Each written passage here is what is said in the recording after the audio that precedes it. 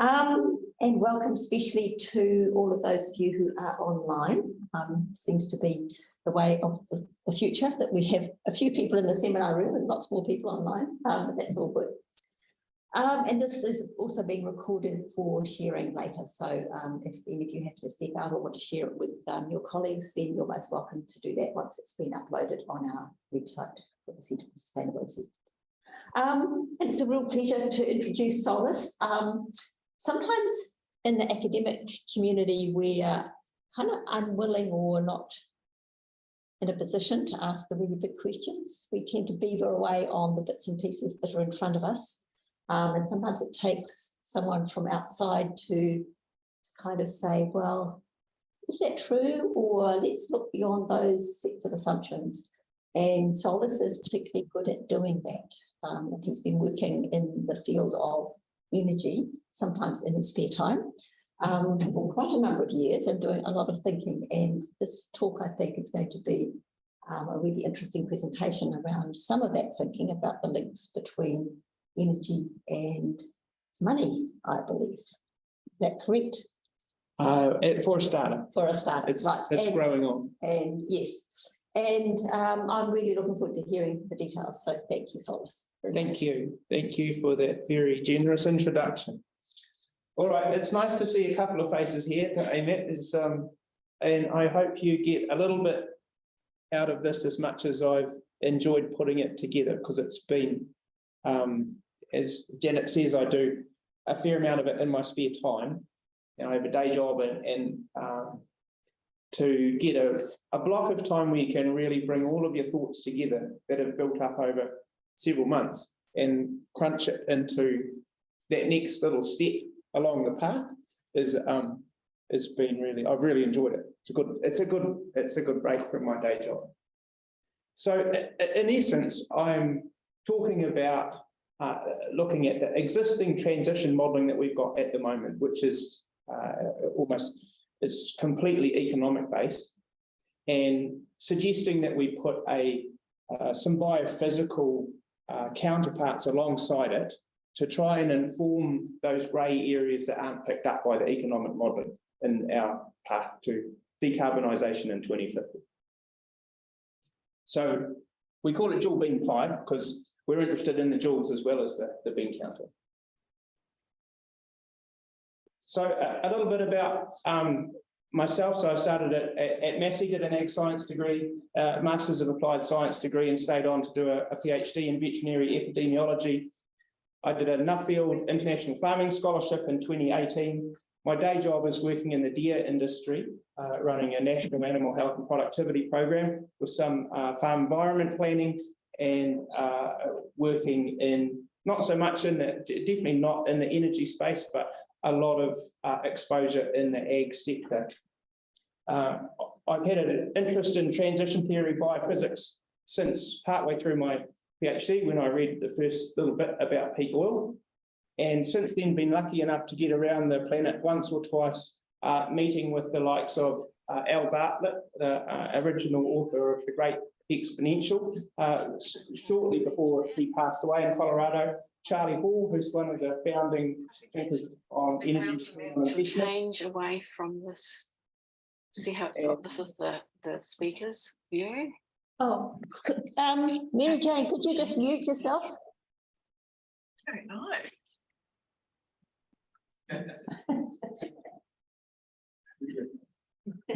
All right, I'll carry on. So lucky enough to meet some of the people who've been thinking about this energy return on investment, which is a fairly narrow angle of endeavour, and some years ago now, so followed the development of this thinking over the last 10 years or so. Also a keen proponent of Vaclav Smil's work. In terms of applying that thinking, it's been started off with, when I finished my PhD, I came down to Otago and worked with Janet and CSAFE on the Argos project and within the Otago Energy Research Centre. I've contributed to Charlie's book, which is the Energy Return on Investment,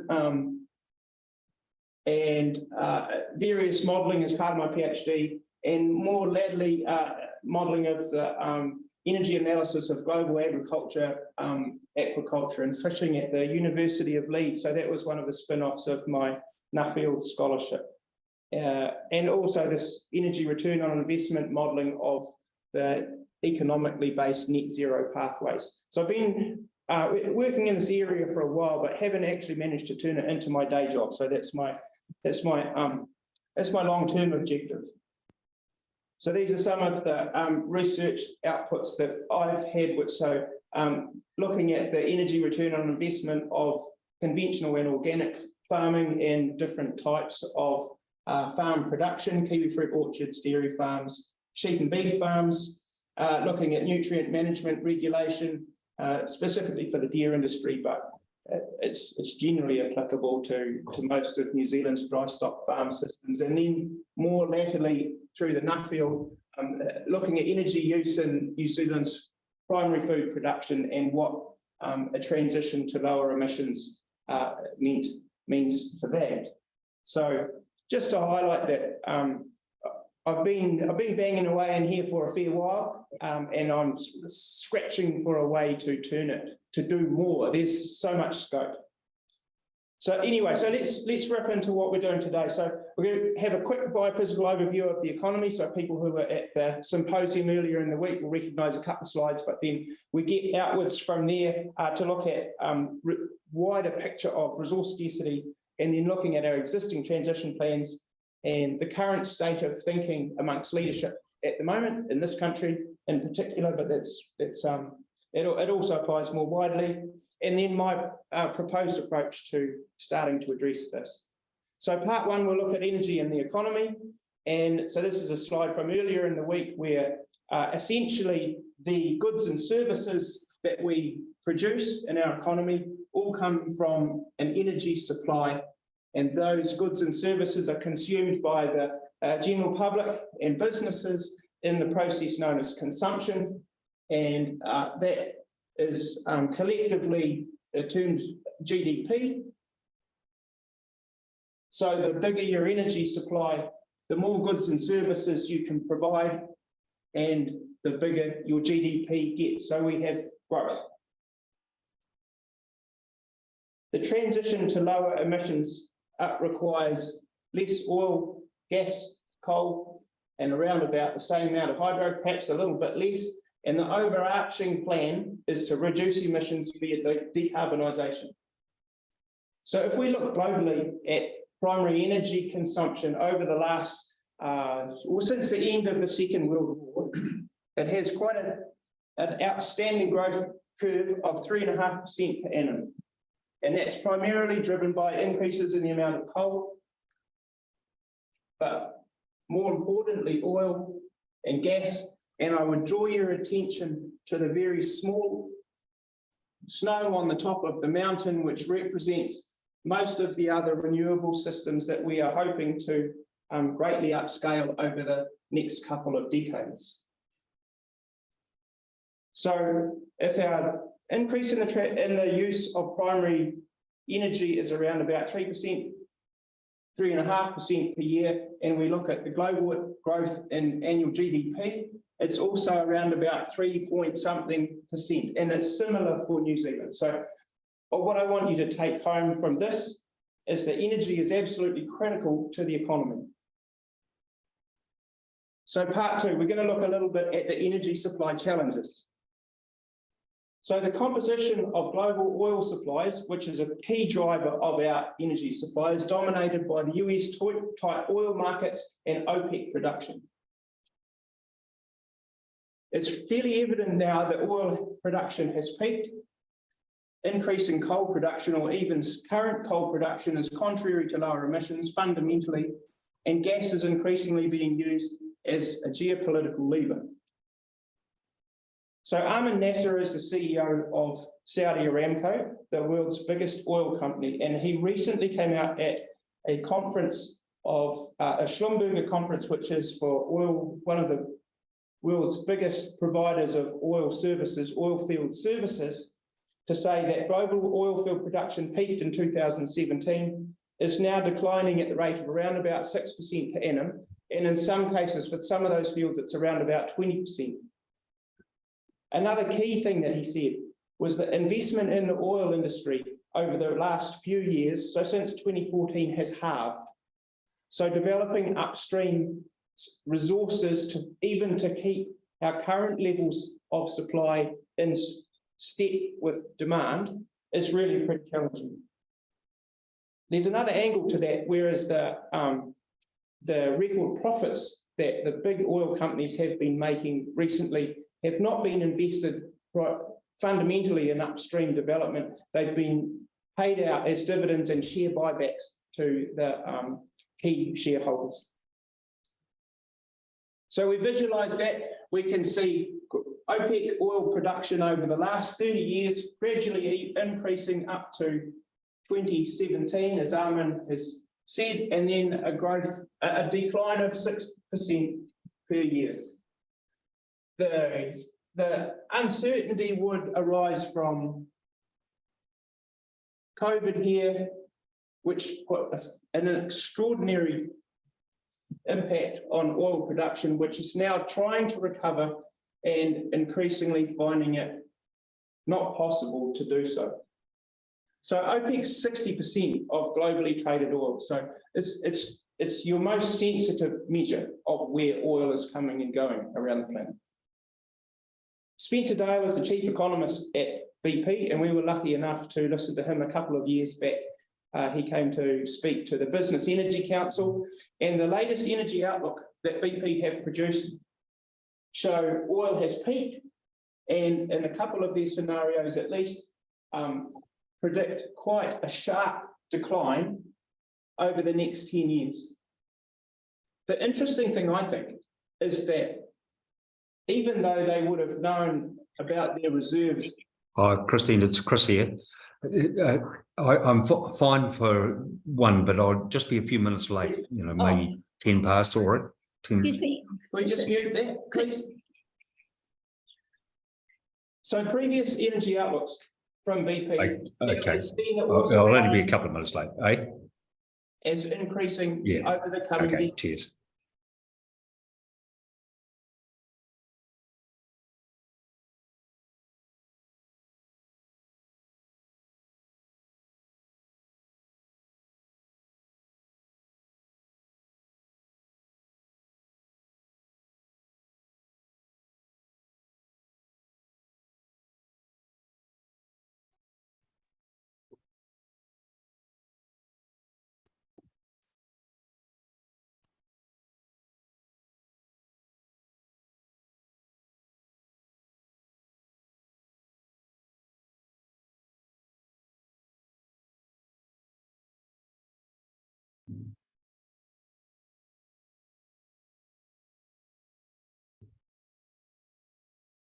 Supply is starting to decline, then we should see either a contraction in the cash supply, at least cash in the society, or we should see inflation of that cash.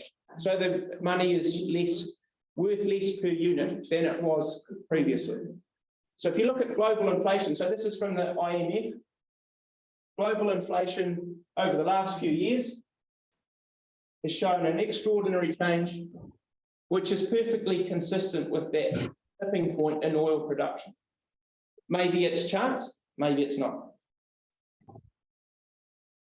If you combine the decline in oil with the voluntary decline in coal, so to be in line with the UN Paris Agreement, the OECD countries need to be coal power free by 2030 at the latest, and the gas disruption that's currently playing out in EU as a result of Russia, given that 40% of their gas used to be Russian and now they're having to find it from elsewhere.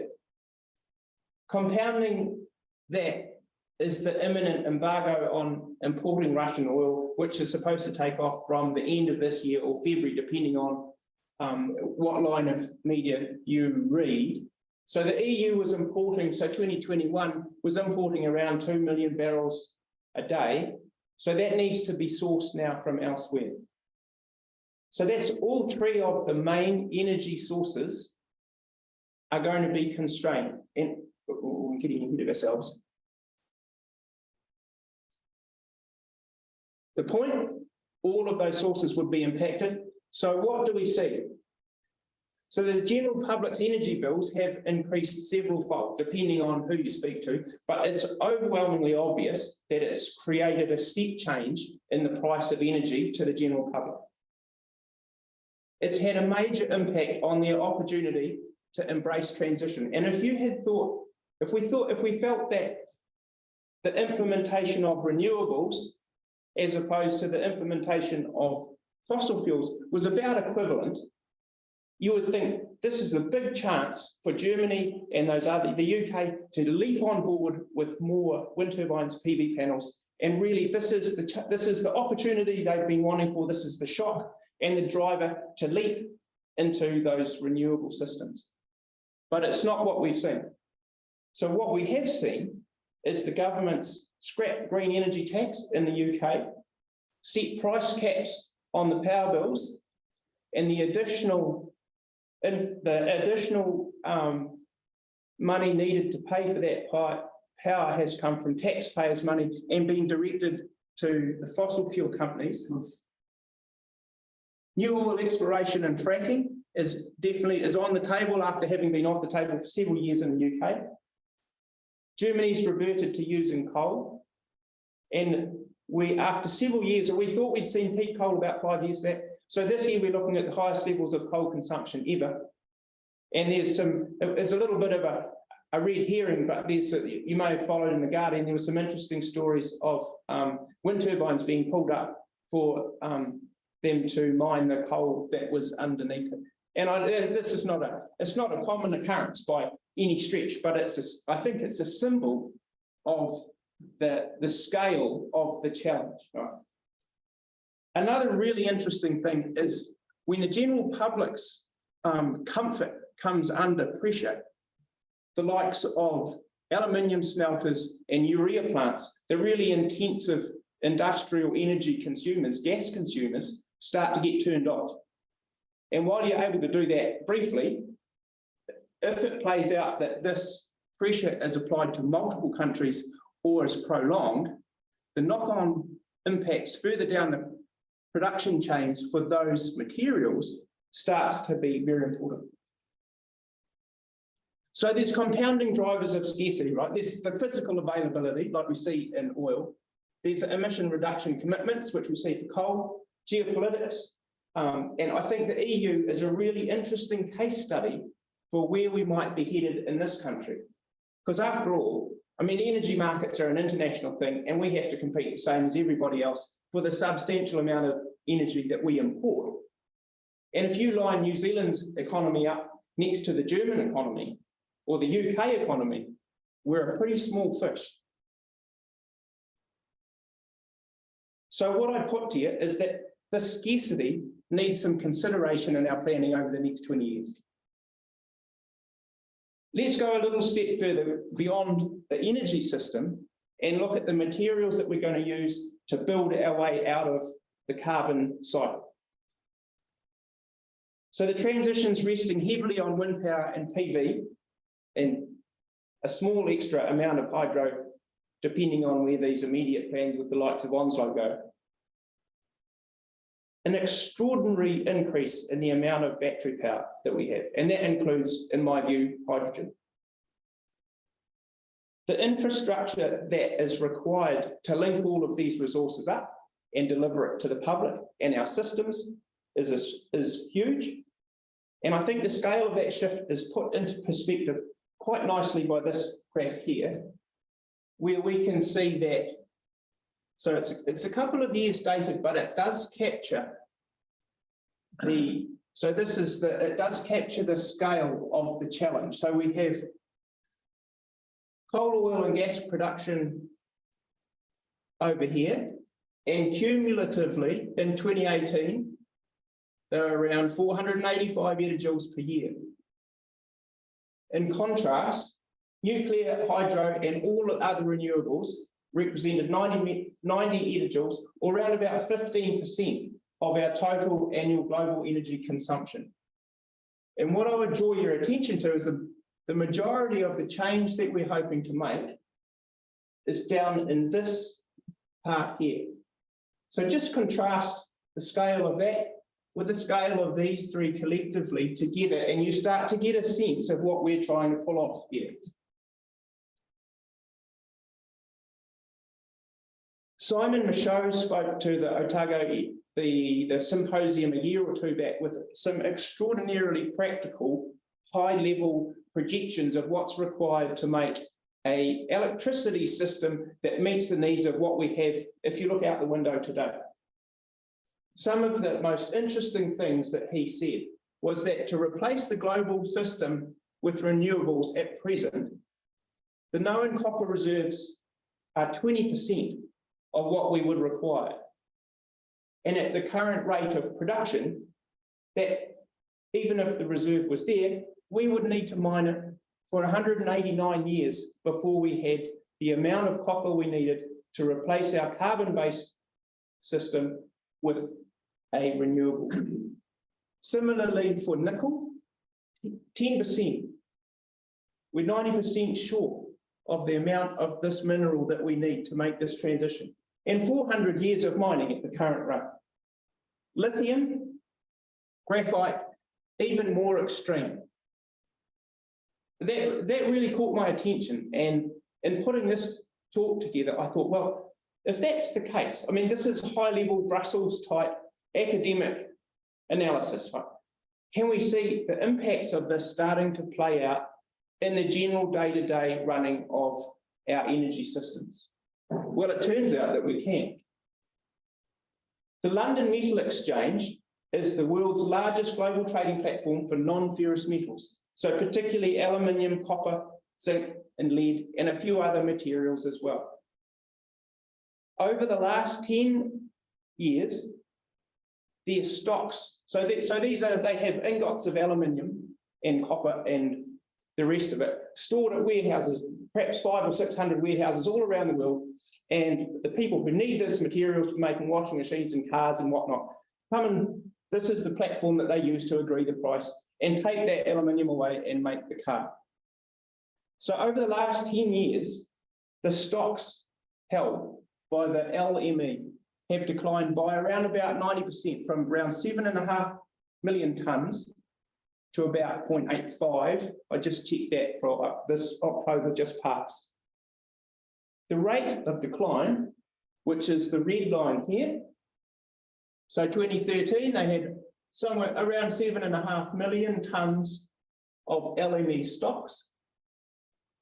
We follow this trend over the last 10 years to well less than 1 million at present. If we follow the overall trend of that line, well, it starts to run short of demand quite soon. Okay, interesting example number one. Here's another interesting example. Copper. So Codelco in Chile is the world's largest and state-owned copper producer. So their projections, just recently published, are that we're currently using around 25 million tonnes a year, and they see that demand raising to 31 million tonnes in 2032, primarily through expansion of the EV market. So they're also projecting a 6 to 8 million tonne shortage yearly by that same point. So that's 20, we're going to be around over 20% short of a key part in making this transition happen.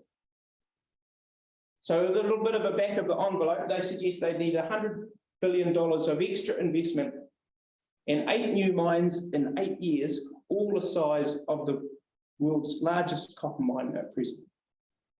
So not saying that that's achievable, but it puts some context around the change that we would need.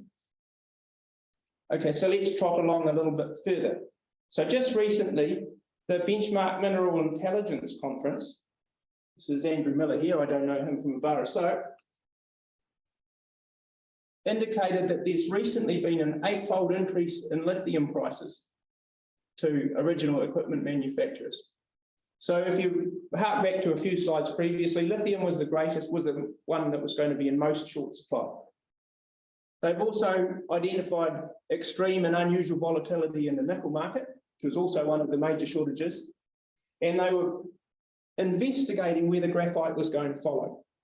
So over the year, they've seen a 30% increase in its price, and they expect demand over the next decade to increase at around about 10% per annum, and supply to increase at about 6%. So similar to the copper example, they reckon there 97 new mines are needed by 2035. Graphite's a really critical part of your EV, of all of these EVs that we are hoping to build. So it's around 45% of the total weight of the fuel cell, and the price of the fuel cell is around about 70% simply the raw materials that go into it, and that price of the relative to the total value of the car is around 20% to 25%. So if we saw, like lithium, a similar increase in some of these other materials, the impact on the price of that new Nissan Leaf is going to be quite substantial. They're cheap, they're cheap. If you look at the price of a Nissan Leaf relative to a Toyota Corolla or a similarly sized car, they're cheap at the moment. So here's their projections for flake graphite and needle coke, which is another integral part of the battery building process. Been reasonably steadily above what the market's demanding. Here we are here. Projections over the next few years running very much below what the market is anticipating. Let's look a little bit more widely to include lithium and nickel in that equation.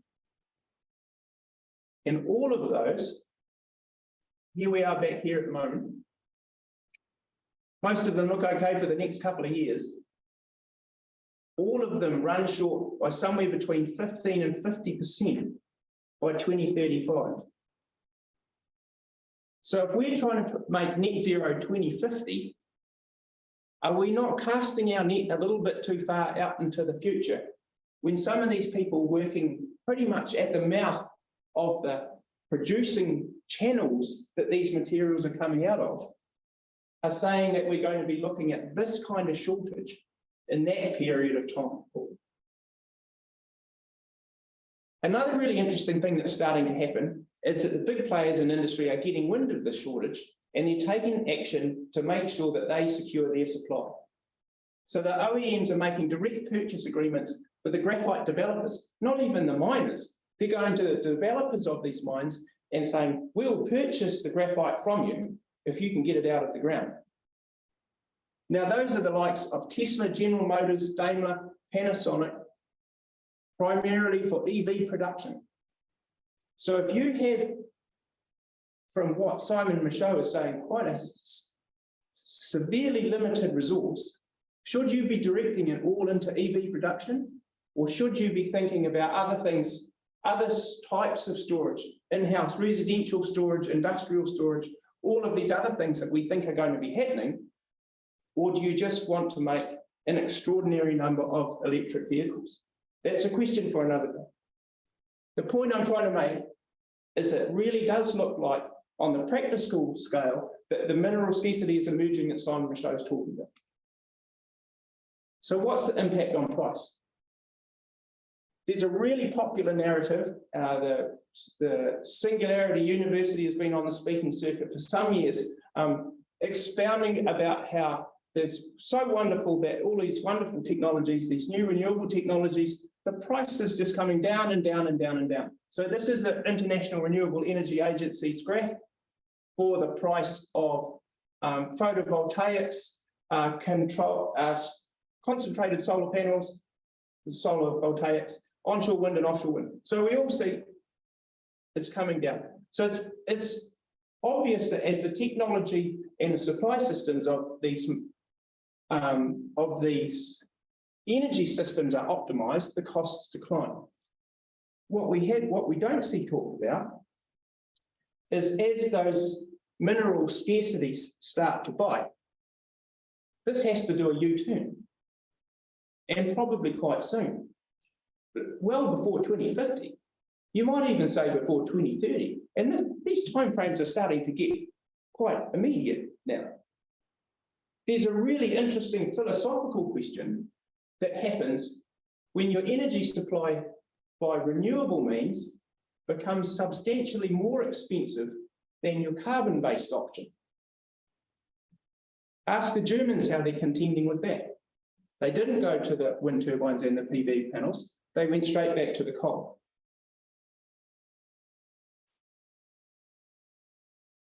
So in theory, to overcome the mineral scarcity, we're going to need an awful lot of mines. These mines are going to have lower grade materials than what we have at present.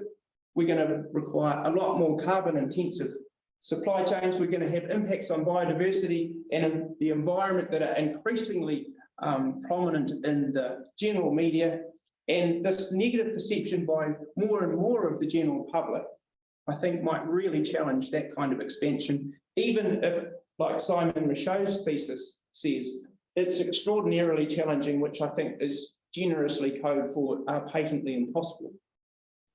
So where to now? The point is, we really need to consider this over the next 10 or 20 years. And now I'd like to talk a little bit about how our plan doesn't quite do that at the moment. So we have two sets of computer modelling that underpin the net zero transition at the moment. So the first lot was by Vivid Economics, so they're London-based, and that was produced in 2017. It's purely economic modelling, or bean counting. Under their assumptions, GDP would double between now and 2050. And more latterly, we've got a new model, the Times NZ model, which is less optimistic, but still, I think, awfully optimistic relative to what the biophysical perspective would say. The point I want to make is that this is purely economic modelling. There's no biophysics involved in it at all.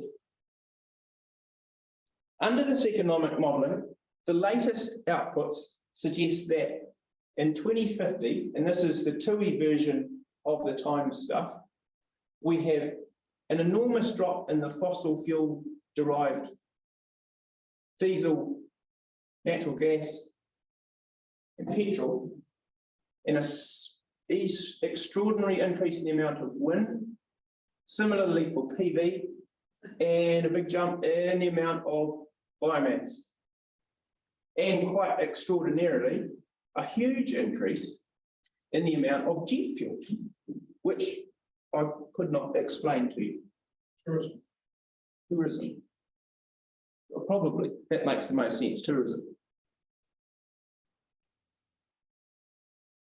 I think it's really important that we support leadership and strategic planning and getting past this reliance on economics. So I've had the opportunity to speak to the Minister for Climate Change, Minister Woods, Rod Carr, the Chair of the Climate Energy Council, the Climate Change Commission, and I've spent a little bit of time with the Business Energy Council, which is the primary businesses involved with the exploration, the extraction, the sale and the use of energy within this country. And I can tell you that to a person, none of them are considering this biophysics perspective on the next 10 or 20 years.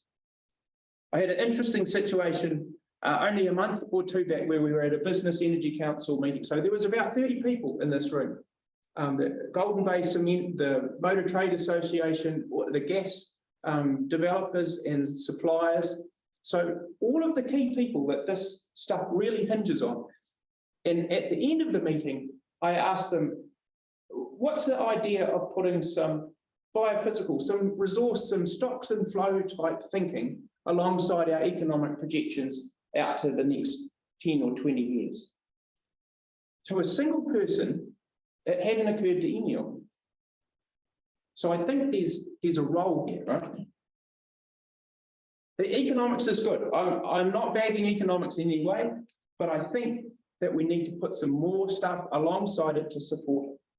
It's the common currency. It's what everybody thinks, and we're not going to transition out of that, right? We need to work with economics, but we need more stuff to support it.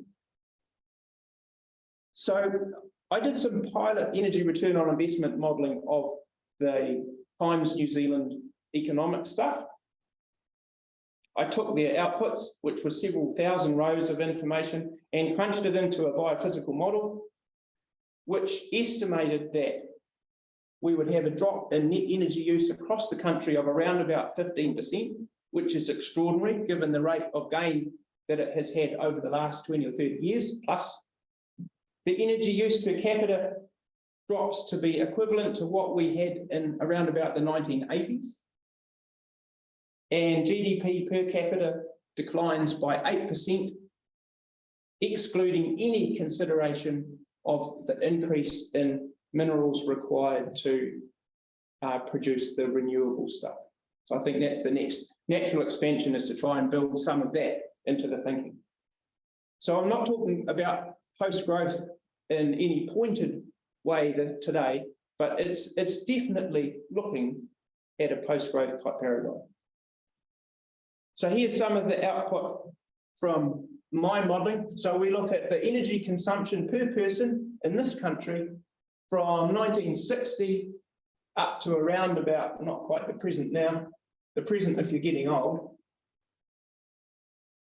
And this is where the TUI modelling suggests we start. So what I'm saying is that the historical data matches fairly closely with where the futuristic modelling starts. And by 2050, they would suggest I would suggest it's down around here. So energy use per person, if we look at the equivalent bar back here, somewhere in here, and we go down here, it's somewhere in the early 1980s. This was, so I did a similar thing with the first tranche of economic modelling, and that difference was even more extreme. So there's going to be a huge drop in energy use per person, as far as I can tell. There should also be a gradual decline in GDP, but that is completely independent of any price impacts of scarcity on the minerals that we need. So the point I'm trying to make is that the biophysical outputs diverge quite significantly from the economic outputs. So part 6, this is getting towards the last bit.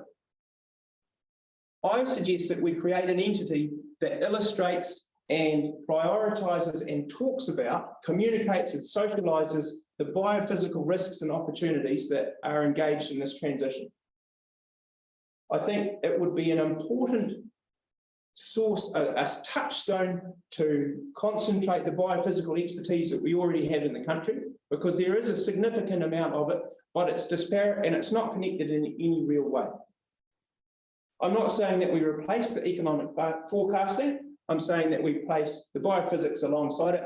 So we're matching the bean counting and the joule counting. And at the end of that, we can have a joule-bean pie.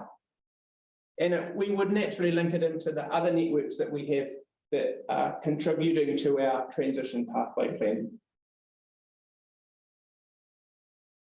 The complementary perspectives, I think, are essential in some of the decisions that we're going to have to make over the next decade. So in conclusion, I think I got through that fairly quickly. Excellent. So resource scarcity is emerging for a variety of reasons. None of them are going to go away.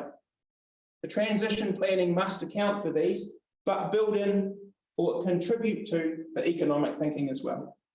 And I suggest that there's an entity that should be created within New Zealand to contribute to this, and the outputs be set aside, the economic projections for better decarbonisation and emissions forecasting. So that's it in a nutshell. We now have a small amount of barefaced advertising where if any of the viewers are a postgrad student and looking for an interesting place to live next year, I'm looking for a roommate, largely for the same reasons that we've just talked about in inflation. We have a great spot, a huge veggie garden, and lovely view. Is 15 minutes to town. Thank you very much. My email address is there. I'd be really interested to engage with any of you more in this discussion. I think it's something that needs to be grown. I think it's something that is really struggling to grow. And in a post-growth world, I think this is a topic that really needs to still stay on the gas. All right, thank you. Any questions? Happy to take any questions.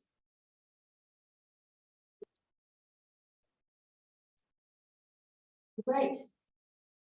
Thank you so much. That was really, really stimulating. So we've got about 15 minutes for questions or discussion, and there may be some online as well. So maybe have a look at the chat there. Oh. Do you want to share the chat on the screen, actually? Well, Solis, because you can multitask, very easy on banks in the planetary system. Yeah, yeah, I think that's a conversation for beer. I think there's some big challenges in there. I think, and I think how we manage debt in this descent is going to be a really critical part of it. And one of the interesting points that I've just heard recently, I was listening to a Nate Hagen's interview, and his interviewer was talking about the hyperinflation that they had in Europe, and to the point where they had to switch from one financial system to another because the cash was worthless. It had been overprinted to the point that it was of no use anymore. So they shifted several. It was Austria, and so people might, a lot of people understand it far better than I did. But the point that I took from it was that they wrote off a tremendous amount of debt and switching from one economic system to another. And the general public took about 2 weeks to work out how to use this new economic system. So I really took heart in the idea that you don't have to be too tied to that little screen that shows the debt when you look at your bank, your statement on your phone. If push came to shove for a sufficient proportion of your population, I think you could get around that.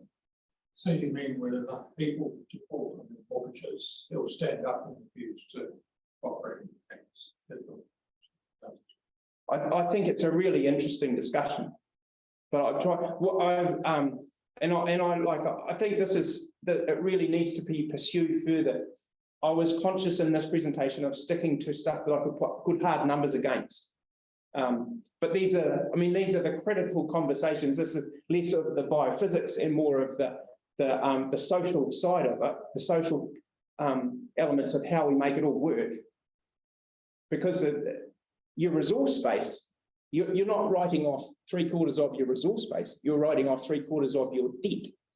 So essentially, you've still got the same amount of physical capital to carry on with. But I would want to speak with some other people on the best way to cobble those things together. I think Shakti had a question. Yeah, start a bit more like when you should use the energy used to the biophysical model. Why would that be? First, a declining energy return on investment for those fuels. So as you shift from fossil fuels, which are traditionally a more energy dense system than the renewables, you get a drop in the net energy that's provided to your society. So that outlines why that graph tapers off year on year. But don't people normally use more energy throughout the year, more people use more energy every year? Right? They used to. They're not going to be doing it between now and 2050. Is it possible that, given it will be electrical energy, the engines will be way more efficient and less of it will be wasted and neat? Conceivably, I would concede to an engineer, a good engineer's view on that, but I think there's the Jevons paradox with the more you can manage to conserve, the faster you use what you've saved. In my view, I think we're going to end up in a much simpler system, as Janet and I were speaking about the other day. and that might be a bumpy transition, or it might be a smoothish transition. But I think some of those kind of ideas will go by the wayside as we just try and condense back to the key parts of society that we need, and to keep those vibrant, we might have to set some of those other bits aside. And I think some of those real finer point details, I think we'll just go, right, that's just too hard. We don't have to worry about that. We need to keep a health system going. We need to keep an education system going. Do we still need the All Blacks? Well, probably. But I think these are the real social discussions that need more prominence at the moment, but not at the expense of understanding the core driver of what's happening. Don't take them on their face value. Understand what's driving it at the base. Isn't it wrong then to kind of like go towards EV when we know it's gonna go shit in a few years' time? That's a really good question. Yeah, That's a really good it's question. like not just EV, like the renewables in general, at the end of the batteries there. And it seems, I'm not sure, like materials needed for batteries are gonna either skyrocket or match together. So having that as a base knowledge,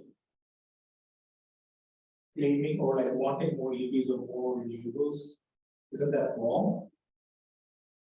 Because you know, like in 10 years' time, it will go away. And now it already takes a lot of time to make people switch from one source of energy to other. And when you're actually getting people to use it, then you say like, no, you can't anymore because there's not much. It's too expensive, it'll be priced out. And that flows on into the discussion that we had at the symposium, where we had some top-level energy experts saying that the predictions of the extra electricity that we're going to need between now and 2050 was somewhere between several percent and double, because nobody can get their head around where this really needs to go. So the projections are really, really wide. And when the projections are wide like that, the investment you need to make the changes in those systems doesn't show up, because the investor doesn't have a guaranteed return on their money. It's fascinating how it all spirals together. And I think it's an excellent question. It's hard to answer. Yeah. And I think I suppose to add to that, I mean, I think some of the issues you raise is the increasingly challenging issue that we will be faced with as we've got increasing scarcity and therefore price on renewables. By the sounds of it, there'll be increasing calls not to dispense with non-renewables, because that will be a more equitable space for countries to fit in and maybe more popular in terms of Compete. It makes you competitive. Yeah, and we will get a divergence in perspectives on which way to go, and all the while worsening our potential to head into disastrous climate change. Yeah. So I just had one question, and that is that your examples about mineral and rare earth mineral scarcities were applied to EVs. They weren't applied to the two renewables that are likely to have to try and fill up that gap that you identified, which is windmills and turbines and solar. So do you have any information around the use of those scarce resources in those particular renewable technologies? No, I don't. I'm sorry, but I would be fascinated to know whether those big producers of wind turbines were trying to secure their materials in a similar way to Tesla and Daimler. Yeah, so I think that's an even more critical question than the one about EVs. That's, I mean, Yeah, absolutely. But actually, if you don't have the wherewithal to replace your need for energy through renewable sources because the prices are going through the roof, then yeah. And your EV's not going to work anyway, No. because you don't have the spare electricity. Yeah. It's hard to see a path to build this into the more mainstream thinking or the strategic thinking of New Zealand. You know, I'm tapping away on the Business Energy Council because I think you need people with a practical bent as well as that investment at the high level in the industry. Now, there's definitely people in there, and I think it's such a novelty to them that if you can pitch it to them, I think a lot of them will get it straight away, and that might get a little bit of momentum to start building it out a bit. But your point about the wind turbines and that, it's critical to know that stuff. Yeah. Yeah. Do you want to just check if there's any questions on? There's a couple of comments where I've used the wrong terms and I got muted for a bit. What else have we got?